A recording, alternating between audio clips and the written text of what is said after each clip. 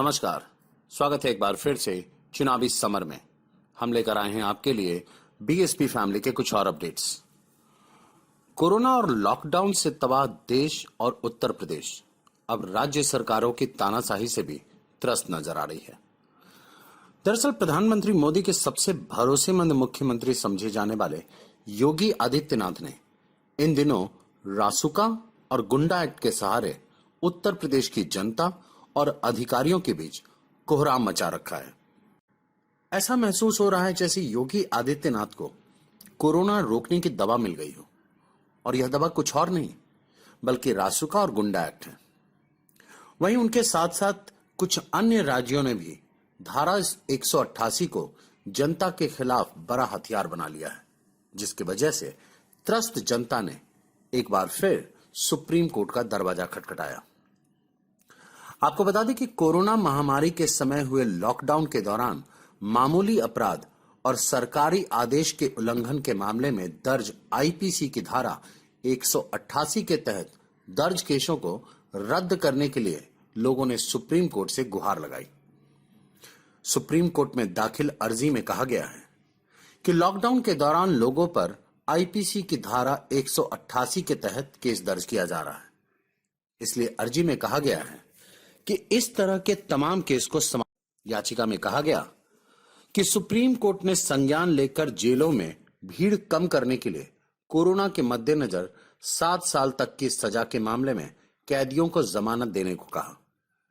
दूसरी ओर पुलिस गैर कानूनी तरीके से 6 महीने तक की सजा के मामूली अपराध में केस दर्ज कर रही है और अदालत का बोझ बढ़ा रही है।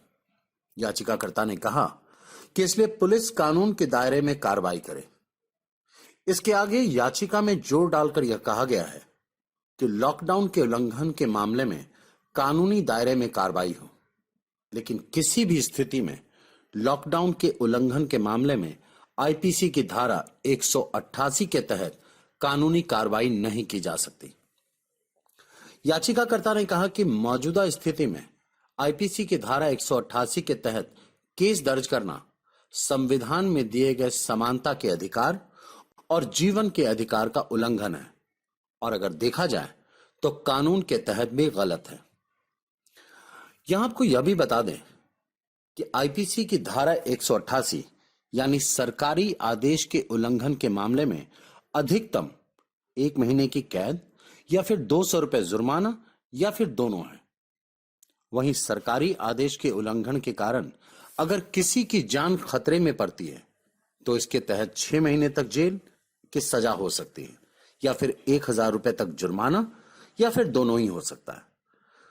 इस तरह सुप्रीम कोर्ट में एक बार फिर लॉकडाउन से परेशान जनता ने फरियाद किया है कि कोरोना और लॉकडाउन की वजह से हताश जनता को और ज्यादा हताश नहीं किया जाए।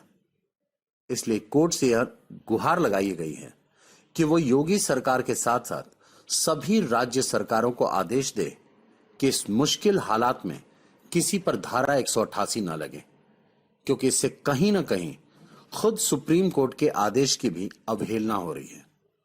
अब देखना यह है कि सुप्रीम कोर्ट इस मामले में क्या फैसला सुनाती है। हमारे साथ बने रहने के लिए आपका धन्यवाद। आप हमारे प्रोग्राम्स को today's.com पर भी देख सकते हैं और आप हमें टुडेज टीवी पर ट्वीट भी कर सकते हैं। Thank you.